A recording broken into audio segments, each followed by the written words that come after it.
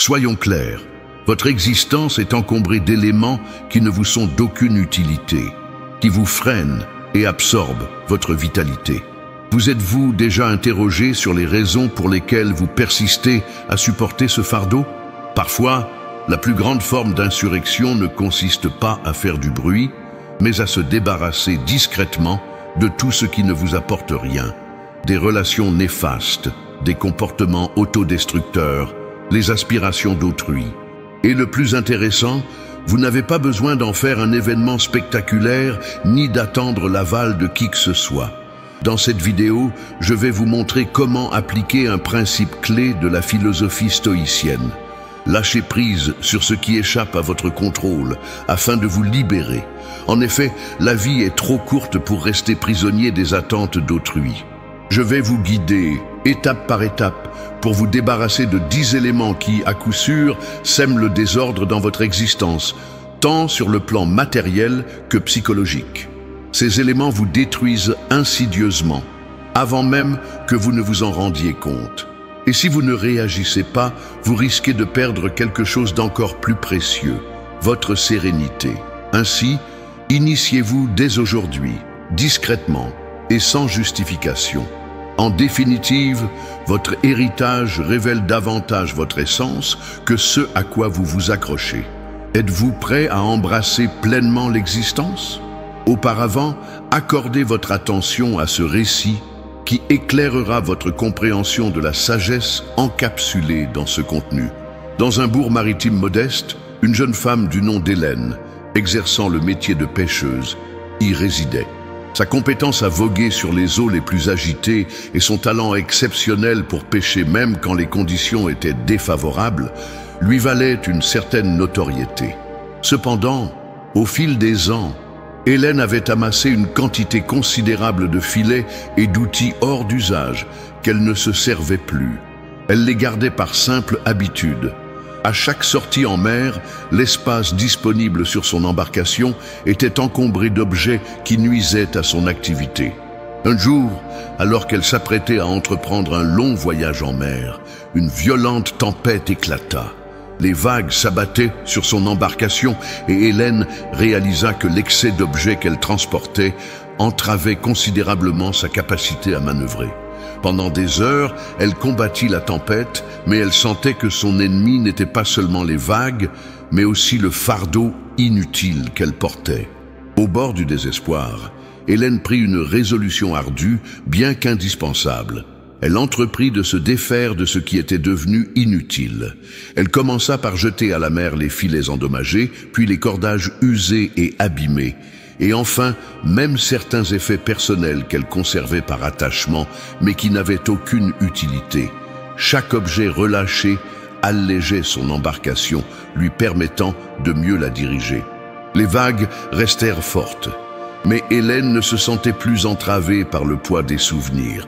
Grâce à cette façon d'être, elle a pu se maintenir à flot et, une fois la bourrasque calmée, elle est rentrée au port. Elle était épuisée, mais en sécurité. Lorsque ses collègues pêcheurs l'ont vue revenir, ils ont voulu savoir comment elle avait fait pour survivre à la tempête.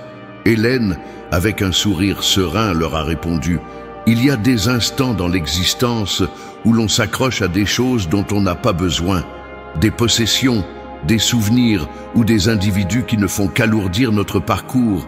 C'est seulement lorsqu'on choisit de se délester du superflu dans le calme et sans esclandre que l'on trouve la capacité d'avancer plus aisément. » Avant d'aborder la première leçon, si ce type de contenu vous est profitable, je vous invite à vous abonner à la chaîne et à activer les notifications pour ne manquer aucune nouveauté. Commençons sans plus tarder. La crainte du jugement d'autrui. Vous êtes-vous déjà demandé combien de choix dans votre existence ont été dictés par la crainte du jugement d'autrui? Cette peur insidieuse et paralysante qui vous empêche de vous épanouir pleinement s'apparente à une vie passée sur une scène, constamment scrutée par un public qui en réalité ne vous accorde même pas son attention. La raison? La plupart du temps, les individus sont trop absorbés par leurs propres doutes pour s'intéresser à vous. Malgré cela, vous vous sentez bloqué, La crainte du jugement d'autrui agit telle une entité insidieuse, dévorant vos aspirations. Elle s'accroche à votre dos et murmure à votre oreille à chaque fois que vous envisagez une action inédite ou audacieuse. Que vont penser les autres? Et subitement, vous modifiez votre trajectoire, adaptant votre existence à ce que vous supposez être les attentes des autres. Quelle ironie! Nous consacrons tellement de temps à nous soucier de l'opinion d'autrui que, sans nous en rendre compte, nous renonçons à vivre la vie que nous désirons réellement. Cette crainte nous incite à satisfaire des individus qui, fréquemment, ne jouent même pas un rôle authentique dans notre existence. C'est un peu comme si notre boussole intérieure était déréglée. Au lieu de suivre le nord de notre intuition, nous suivons le sud dicté par la société. Vous arborez le masque qui correspond le mieux aux attentes du moment, au travail, avec les amis et même sur les réseaux sociaux. Mais qu'en est-il de votre véritable identité? Celle qui se dissimule sous des couches de sourires forcés et d'opinions empruntées. Il arrive que la crainte du qu'en dira-t-on soit plus insidieuse. Elle se travestit en prudence. Ce n'est pas le bon moment. Je ne suis peut-être pas assez compétent. Ce sont des prétextes déguisés en sagesse qui, au fond, dissimulent le même spectre, la peur du jugement d'autrui.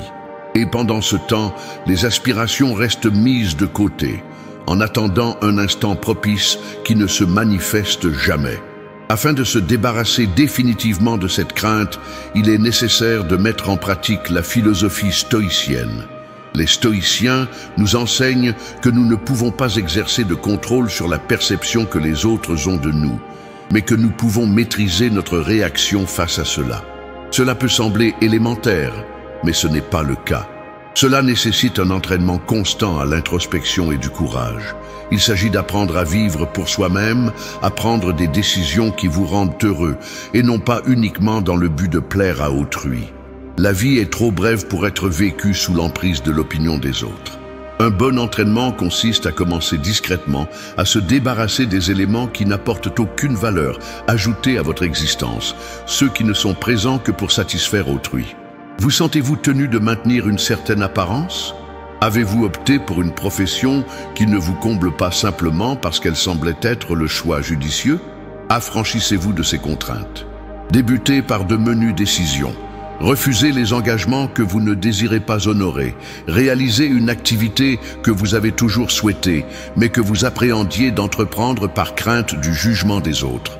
Chaque action minime représentera un pas vers l'autonomie. Je ne vais pas vous mentir, ce n'est pas une sinécure. Il y aura des jours où la pression du regard des autres semblera insurmontable. Cependant, dans ces instants, rappelez-vous ceci.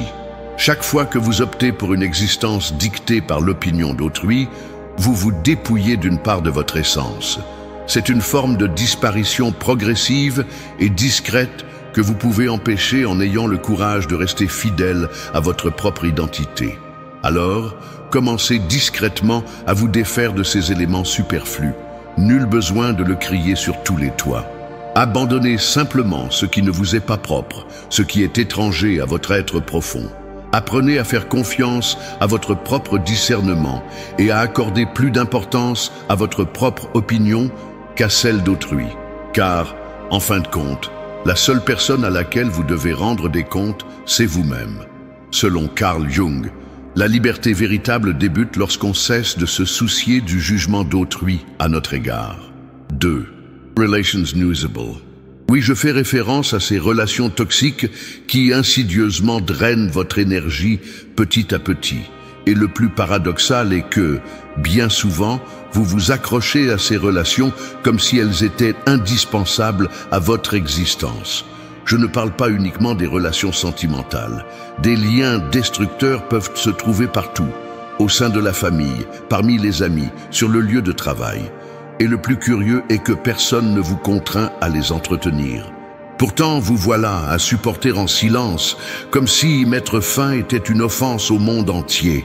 Pourquoi agissons-nous ainsi? Peut-être parce qu'on nous a appris que briser des liens est un signe de faiblesse ou d'insensibilité.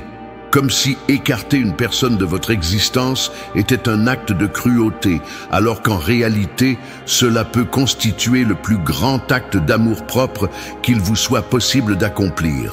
Introduisons une perspective philosophique dans notre échange. Les stoïciens nous enseignent qu'il est inutile de s'inquiéter de ce sur quoi nous n'avons aucune emprise. Ceci s'applique également aux individus qui nous entourent. Il est impossible de contrôler le comportement d'autrui, mais il est tout à fait possible de choisir de maintenir ou non leur présence dans notre existence. Cela semble facile, mais voici la difficulté: agir avec discrétion. Et attention, il ne s'agit pas de se venger en silence ou de se sentir supérieur. C'est simplement une résolution délibérée de ne plus entretenir une relation qui vous épuise. Considérez ceci: il n'est pas indispensable de créer une scène pour se débarrasser de ce qui ne vous est plus bénéfique. Inutile de clamer sur tous les toits que vous vous séparez de certaines relations. Laissez simplement aller. C'est comparable à arrêter d'arroser une plante qui ne produit plus de fleurs. Vous le faites paisiblement, en étant conscient qu'elle n'a plus sa place dans votre jardin. Et ce n'est pas grave. La plante poursuit sa propre trajectoire, vous suivez la vôtre, et la vie continue son cours. Vous est-il déjà arrivé de passer du temps avec une personne, même proche, et de ressortir de cette interaction totalement épuisée?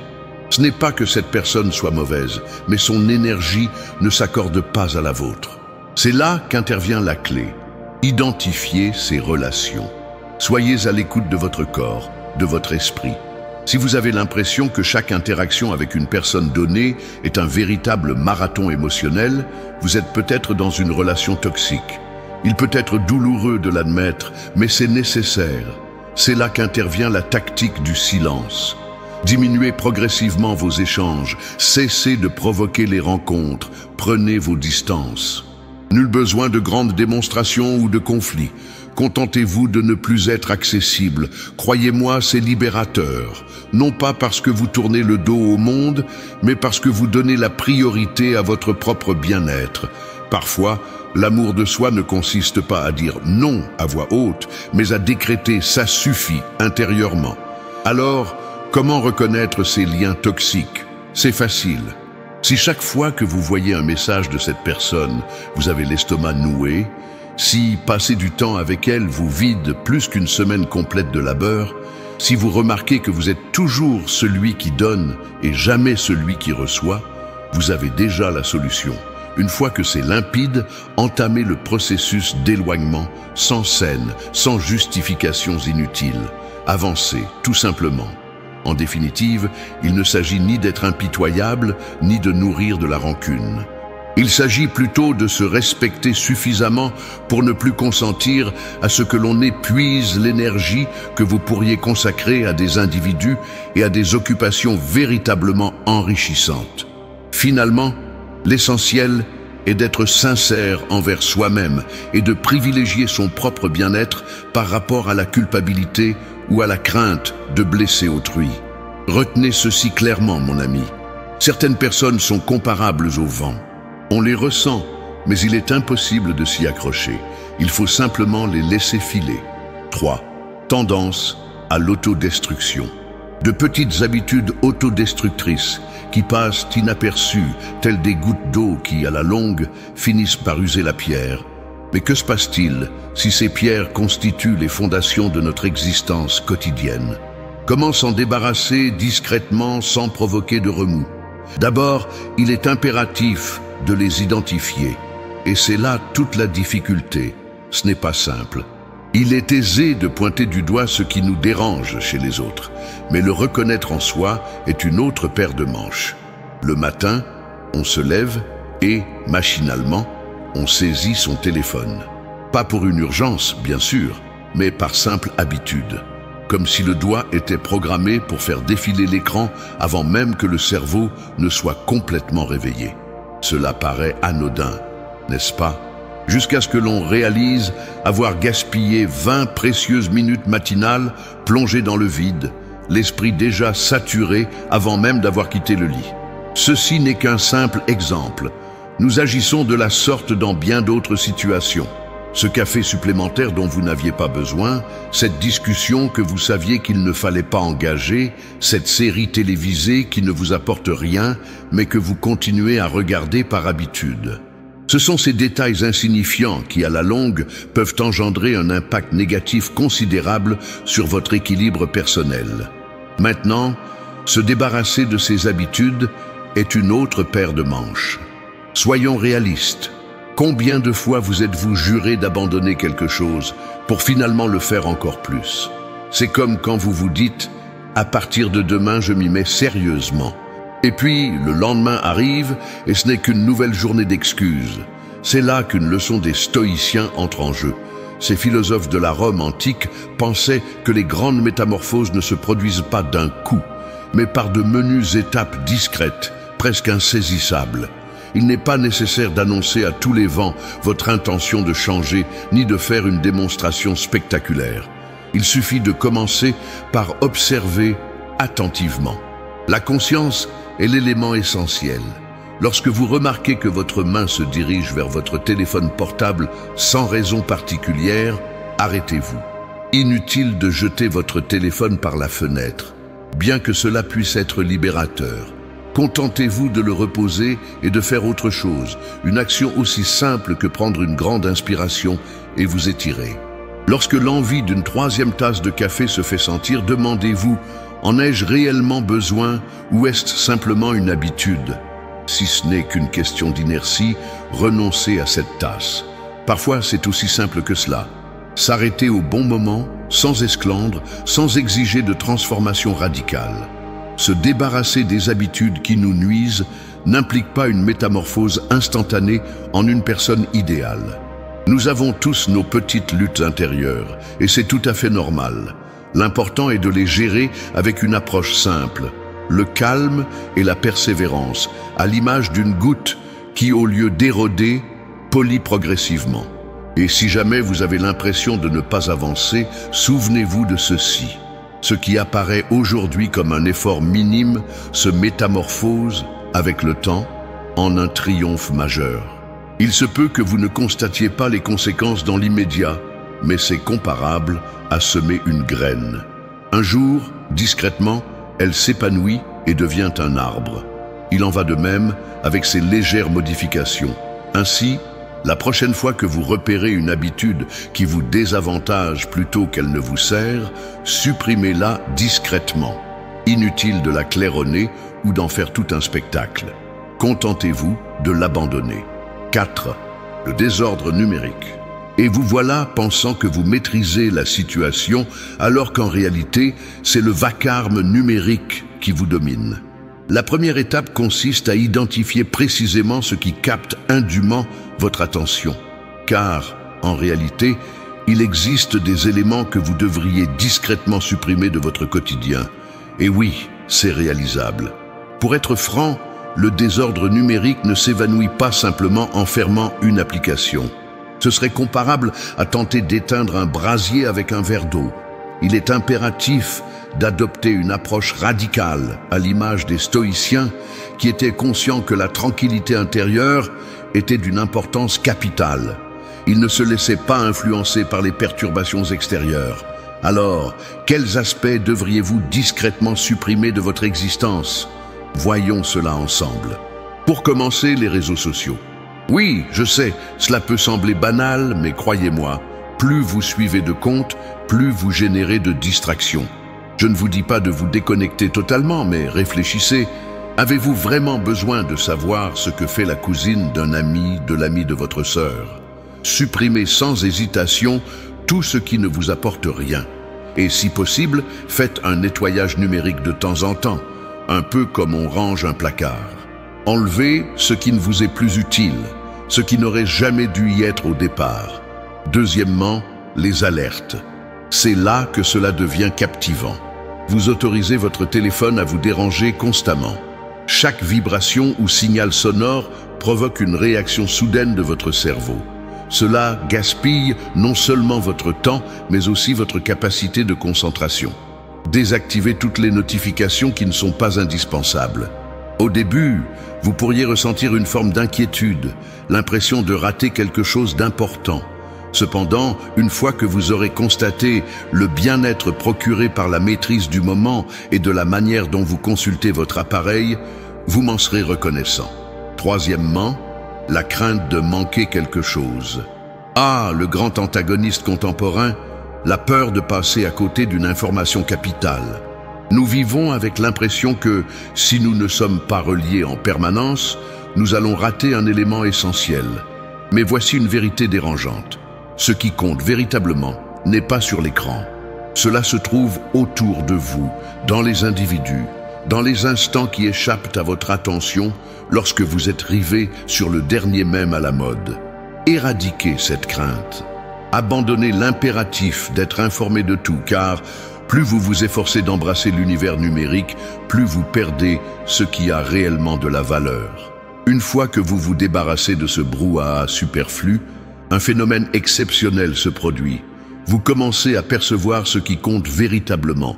La déconnexion numérique constitue le point de départ pour renouer avec votre être profond, vos pensées, vos véritables priorités. C'est là que la philosophie stoïcienne entre en jeu. Vous ne pouvez pas maîtriser les événements extérieurs, mais vous avez la possibilité de choisir votre réaction face à ceux-ci. Lorsque vous supprimez le vacarme numérique, tout le reste devient plus limpide. Voici mon conseil, optez pour le silence, non pas en tant que simple absence de bruit, mais plutôt comme une attention délibérée à ce qui compte véritablement dans votre existence. Car en définitive, c'est cela le véritable luxe de notre époque. Comme l'affirmait Gandhi, la paix n'advient pas lorsque le vacarme cesse, mais lorsque l'on choisit de s'écouter soi-même. Ce qui est particulièrement décourageant, c'est que, bien souvent, vous leur donnez vous-même les clés, non pas par choix, mais parce qu'elles vous ont persuadé de leur inévitable présence, les considérant comme faisant partie intégrante de votre quotidien. Mais que diriez-vous s'il était possible de changer la serrure? Soyons clairs, ces idées ne sont rien d'autre que des schémas néfastes qui finissent par influencer vos actions, et ce, de manière négative. Il est fort probable que vous ayez déjà eu des pensées du type « Pourquoi est-ce que tout tourne mal pour moi ?» ou « Je n'y arriverai jamais ». Lorsque ces pensées se répètent sans cesse, vous finissez par les croire. Et ce que vous croyez, vous finissez par le mettre en œuvre. C'est un peu comme planter un arbre empoisonné et ensuite s'étonner que ses fruits ne soient pas comestibles. Ce qui est frappant, c'est que ces pensées sombres ne sont pas forcément le reflet de la vérité, bien qu'elles soient perçues avec autant de force que le sol sous nos pieds. C'est là qu'intervient la philosophie stoïcienne, avec sa simplicité radicale. Il est impossible de maîtriser les événements, mais il est possible de gérer sa réaction. Cela semble élémentaire, mais dans la réalité, c'est une notion qui nous échappe souvent. Nous laissons ces schémas de pensée influencer nos sentiments et nos actes, alors que la véritable autonomie réside dans la capacité à maîtriser nos réactions. Mais par quoi débuter? La clé initiale réside dans le silence. Oui, vous avez bien compris. Supprimez discrètement ces idées sombres. Inutile de faire tout un plat pour les chasser. Contentez-vous de prendre conscience de leur présence, de les identifier et de ne pas les entretenir. Plus vous leur accordez d'importance, plus leur emprise se renforce. Imaginez cela comme une mouche dans une pièce. Si vous vous acharnez à l'attraper, vous ne ferez que l'exciter davantage. Pourquoi ne pas l'ignorer jusqu'à ce qu'elle se lasse de voler? Deuxièmement, remettez en question vos idées. Lorsqu'une pensée négative émerge, demandez-vous, est-ce véridique? Est-ce que tout va vraiment de travers ou s'agit-il simplement d'une vision amplifiée? Fréquemment, vous réaliserez qu'il s'agit de notions exagérées, dépourvues de fondements concrets. Et, s'il y a une part de vérité, vous pouvez commencer à envisager des solutions, au lieu de rester bloqué sur le problème. Troisièmement, le détachement. Je ne suggère pas de devenir un ermite au sommet d'une montagne, mais plutôt de commencer à prendre une distance émotionnelle par rapport à vos propres pensées. Elles ne vous définissent pas. Ce n'est pas parce qu'une idée traverse votre esprit qu'elle doit nécessairement y rester. Cela demande de l'entraînement, mais progressivement, vous apprendrez à les observer pour ce qu'elles sont réellement. Des nuages éphémères dans un ciel immuable. Les pensées négatives sont ces petites choses qu'il vaut mieux supprimer discrètement de votre existence. Elles n'exigent pas de fanfare, juste une attention particulière à la concentration, de la patience et une remise en question intérieure. Car, en fin de compte, vos pensées façonnent vos actions et vos actions définissent votre identité. Comme l'a si bien dit Brian Tracy, les pensées ne sont pas des faits, mais si vous y croyez, elles deviennent votre réalité. Il arrive parfois que l'on se réveille avec la sensation que le monde pèse un peu plus lourd qu'à l'ordinaire. On observe alors son environnement et l'on se rend compte que ce n'est pas qu'une impression. L'espace est encombré d'objets divers, de piles de papier, de vêtements abandonnés sur une chaise, et d'une certaine manière, l'esprit semble lui aussi être un tiroir mal rangé. J'ignore si cela vous arrive, mais personnellement, lorsque mon environnement est en désordre, j'ai l'impression que mon esprit emprunte la même voie. Le désordre physique et psychique, bien que cela ne saute pas aux yeux, sont plus étroitement liés qu'on ne serait prêt à le reconnaître. Le chaos environnant engendre un épuisement profond. L'encombrement de notre espace a une incidence directe sur notre lucidité. Les stoïciens, par exemple, soulignaient l'importance de se concentrer sur l'essentiel, d'éliminer le superflu. Or, à bien y réfléchir, le désordre représente exactement le contraire. Il s'agit de tout ce qui est inutile, qui nous distrait et nous déstabilise. L'amoncellement d'objets encombre non seulement l'espace tangible, mais absorbe également de l'énergie. Chaque article qui n'est pas à sa place, chaque document qui aurait dû être jeté il y a des mois, chaque chose qui entrave votre progression, tout cela représente bien plus qu'une simple accumulation matérielle, c'est une nuisance. Une nuisance qui sature l'esprit de minuscules obligations inachevées et d'inquiétudes insoupçonnées jusqu'alors. Connaissez-vous cette sensation d'avoir envie de ranger sans savoir par quel bout commencer? Voici le secret. Il ne s'agit pas de tout organiser d'un coup, mais d'éliminer discrètement ce qui n'est plus utile. La première étape est simple. Observez, regardez autour de vous et demandez-vous, ai-je vraiment besoin de tout cela? Si vous n'avez pas utilisé quelque chose depuis longtemps, il est probable que vous n'en ayez plus besoin. Il ne s'agit pas uniquement d'éléments tangibles. Le désordre psychique opère de manière similaire. Parfois, nous entassons des idées, des angoisses et des émotions, à l'image de quelqu'un conservant des objets abîmés en espérant qu'ils serviront un jour. La réalité est que conserver tout cela ne fait que nous accabler. Dès lors, quelle attitude adopter? Éliminer discrètement, progressivement. Inutile d'en faire une démonstration grandiose, ni de l'ébruiter. Simplement, abandonner ce qui n'est plus pertinent, tant sur le plan matériel que sur le plan mental. Parfois, le silence constitue un acte de rébellion dans un univers saturé de vacarme. Si votre existence est ponctuée de personnes qui vous affectent négativement, d'entreprises qui ne suscitent plus votre intérêt, d'idées qui vous épuisent, débarrassez-vous-en sans mélodrame, sans justification, sans tergiverser inutilement. Laissez-les simplement partir. L'apparence extérieure est le reflet de l'état intérieur. Il est bon de se rappeler que fréquemment, l'organisation du monde extérieur est le miroir de celle de notre esprit. En commençant à introduire un peu de netteté dans ce qui vous entoure, vous constaterez progressivement que cette même clarté se manifeste également dans votre esprit. Il ne s'agit pas d'un phénomène magique, mais plutôt d'une évolution progressive. C'est comparable au sentiment de légèreté ressenti après avoir rangé un tiroir. En effet, chaque chose à sa place représente une source d'inquiétude en moins. Chaque objet dont on se débarrasse est un pas de plus vers une existence plus simple et plus limpide. Les stoïciens ne complexifiaient pas leur existence avec le superflu. Ils comprenaient que l'essentiel résidait dans la concentration sur ce qui comptait véritablement et le fait de laisser le reste s'évanouir. Aussi simple que cela puisse paraître. Évoluer dans un univers saturé de désordre, tant physique que mental, équivaut à errer dans un labyrinthe sans issue. Cependant, dès lors que l'on amorce le processus de se délester de ce qui est inutile, on réalise que la solution a toujours été présente. L'abondance nous empêchait simplement de la discerner. Pour une tranquillité d'esprit, initiez un rangement de votre environnement. Agissez posément, sans précipitation ni agitation, mais avec régularité. Votre esprit vous en saura gré. Nelson Mandela disait « Quand le tumulte s'apaise, l'essentiel devient plus évident. » Et le pire, c'est qu'il s'en moque probablement. Pendant ce temps, tu es là, dans ta tête, à évaluer chaque mouvement, chaque faux pas, chaque infime progrès. Mais pas les tiens, ceux des autres. Se comparer aux autres revient à tenter de gagner un concours de chant en imitant la voix d'un autre participant. Cela n'a aucun sens. Vous possédez votre propre mélodie, votre propre tempo, mais vous vous obstinez à reproduire la partition de quelqu'un d'autre. Le problème réside dans le fait que cette habitude, en apparence anodine, érode progressivement votre confiance en vous.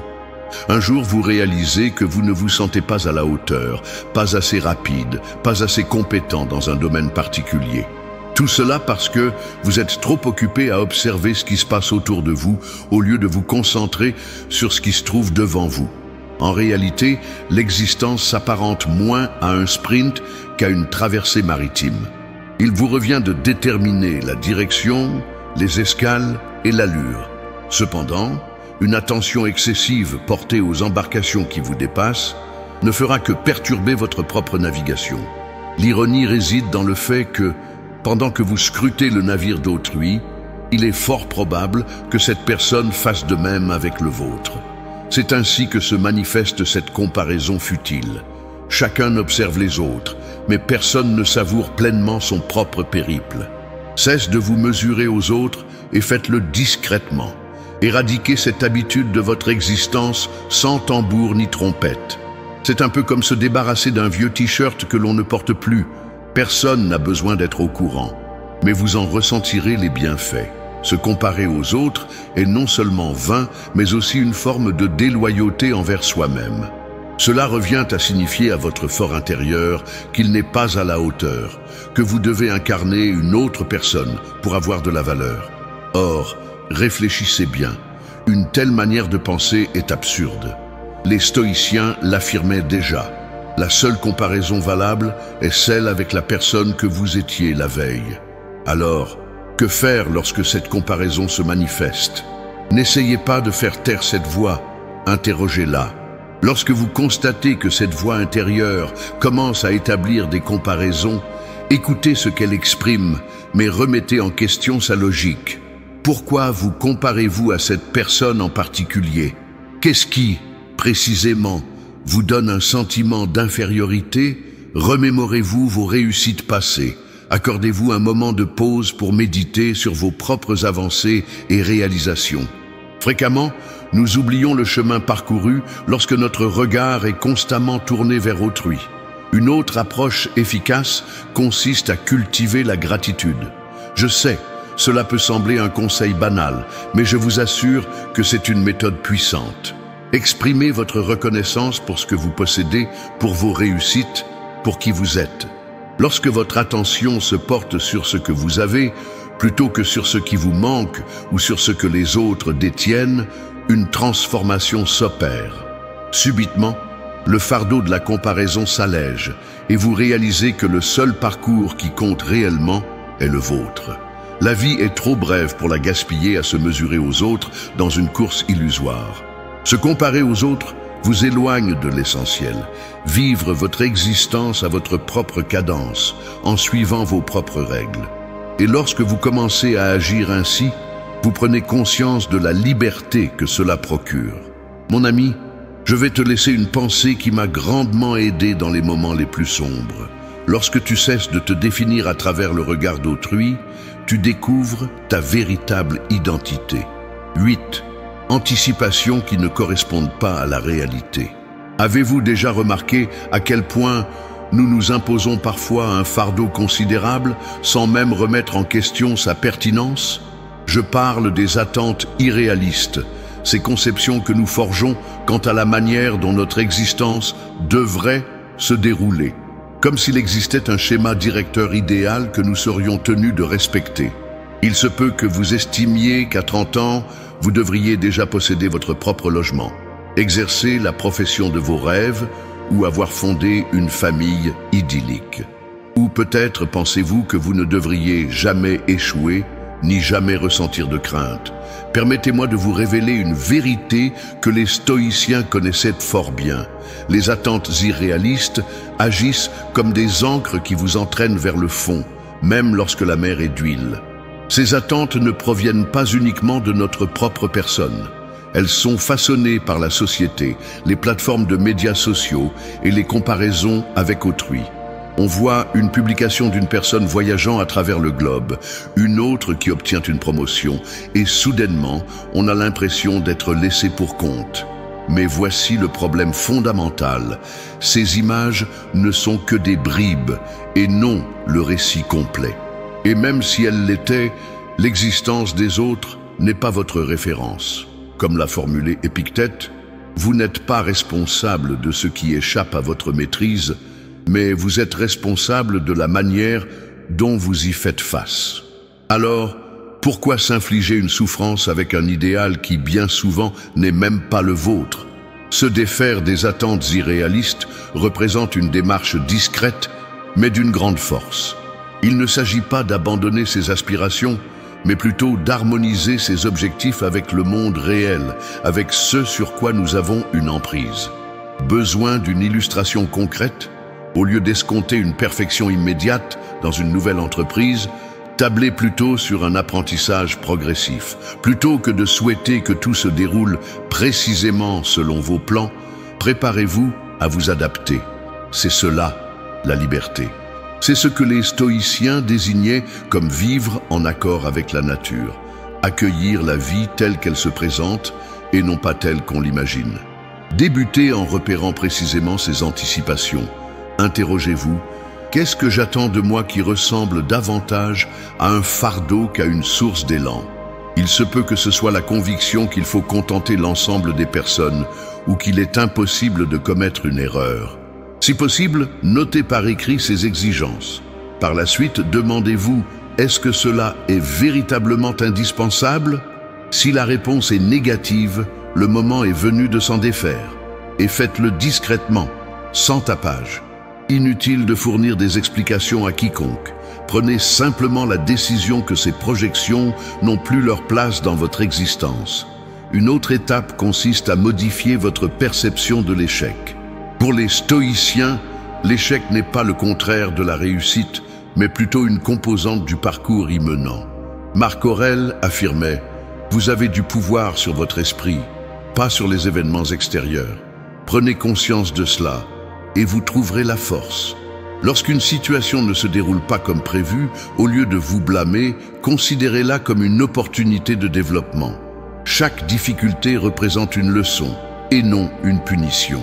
Se défaire d'attentes irréalistes implique également de cultiver la reconnaissance, en se concentrant sur les aspects positifs de sa vie, sa santé, les succès même modestes, le soutien de son entourage. L'importance des éléments manquants diminue. Essayez cette approche dès aujourd'hui. À la fin de la journée, dressez une liste de 3 raisons de votre gratitude. Cela peut être aussi simple qu'un café chaud ou un instant de calme. Progressivement, cet exercice réoriente votre esprit vers ce qui compte véritablement.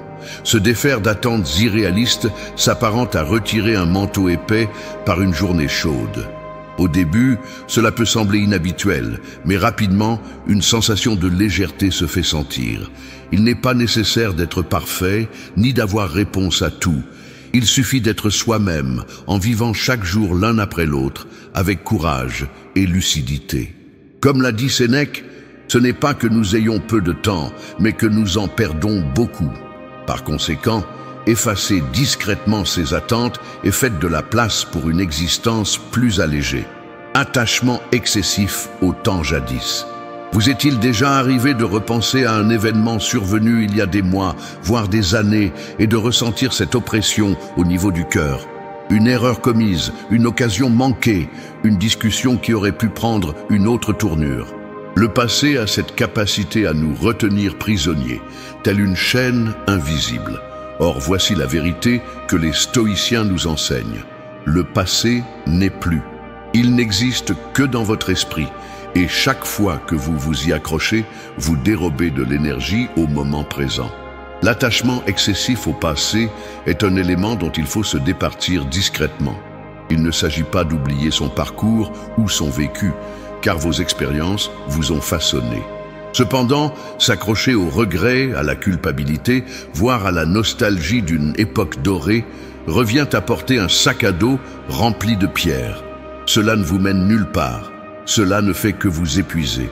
Les stoïciens, à l'instar de Sénèque, étaient convaincus que seul l'instant présent nous appartient véritablement. Il affirmait « Chaque jour qui se lève est une nouvelle existence ». Méditez ceci, la journée actuelle représente une opportunité de prendre un nouveau départ, d'agir différemment. Cependant, pour y parvenir, il est impératif de se détacher de ce qui s'est déjà produit. Comment procéder? En premier lieu, en admettant que le passé est immuable.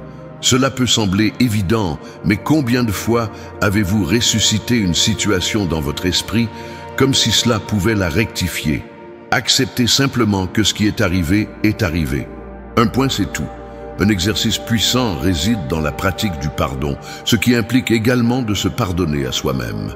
Si vous êtes accablé par la culpabilité pour une action passée, demandez-vous, qu'est-ce que j'en ai retiré comme leçon? Considérez l'erreur comme une source d'enseignement et non comme un enfermement. Si l'attachement concerne une personne qui n'est plus présente dans votre existence, valorisez les bons moments partagés tout en vous autorisant à progresser.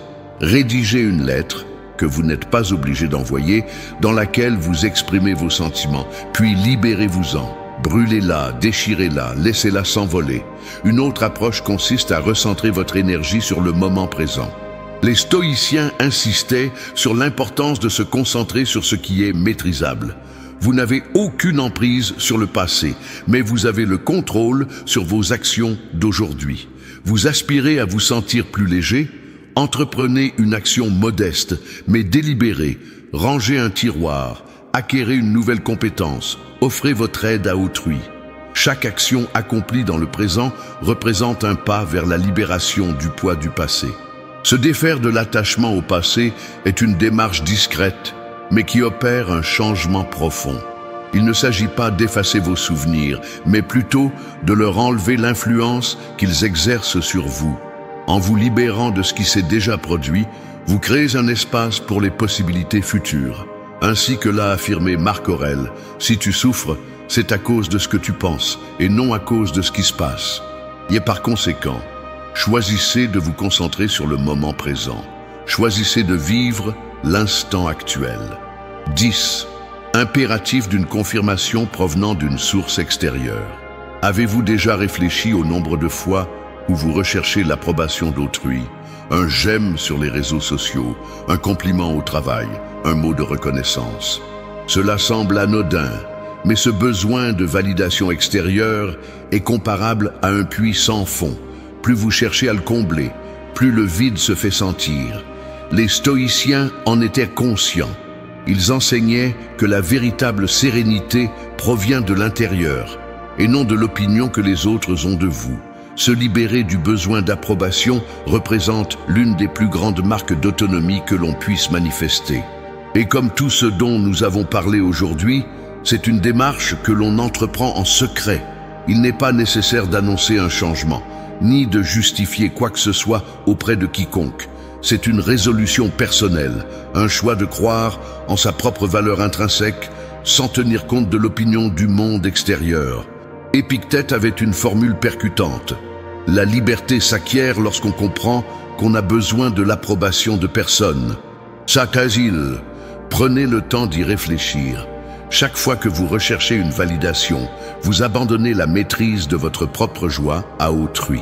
Mais que se passerait-il si vous décrétiez que votre propre jugement sur vous-même est suffisant? Cela n'implique pas de devenir arrogant ou de rejeter les recommandations. Il s'agit plutôt de trouver un juste milieu.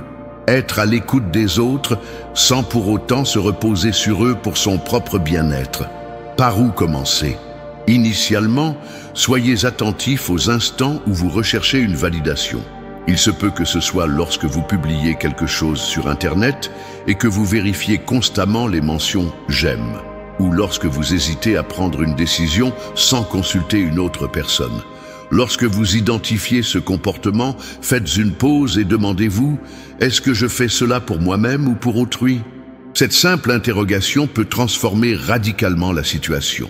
Une autre étape consiste à renforcer votre assurance personnelle. Initiez-vous par des actes minimes qui vous rendent fiers de vous-même, pas en raison du regard d'autrui, mais parce que vous êtes conscient d'avoir fait de votre mieux. Cela peut être achever une mission ardue, refuser une proposition qui ne vous convient pas, ou tout simplement prendre soin de votre bien-être.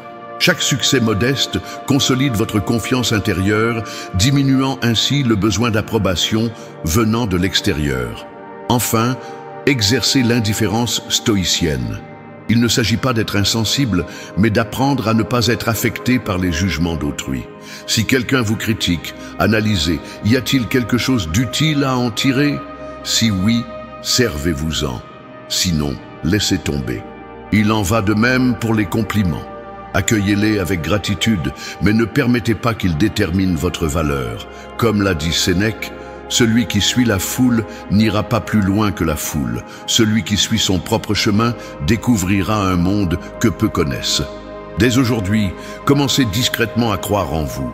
Votre sérénité, votre joie, votre existence même, tout découle de cette confiance intérieure. Nous voici arrivés au terme de cette exploration et je souhaite que vous reteniez une idée essentielle. Se défaire de ce qui ne vous est pas bénéfique est une preuve de bravoure. Chacune de ces 10 composantes, la crainte du jugement d'autrui, les relations néfastes, les comportements qui vous nuisent, le désordre numérique, les idées sombres, l'encombrement matériel et psychique, les parallèles inutiles, les espérances chimériques, l'attachement à ce qui est révolu et le besoin d'approbation constituent un fardeau dont vous pouvez vous libérer. À l'instar d'Hélène, la pêcheuse qui a relâché ce qui alourdissait son embarcation, vous avez la possibilité d'alléger votre propre parcours. Les stoïciens nous montrent que la véritable autonomie réside dans notre capacité à nous concentrer sur les aspects que nous pouvons maîtriser, nos idées, nos actes et nos décisions.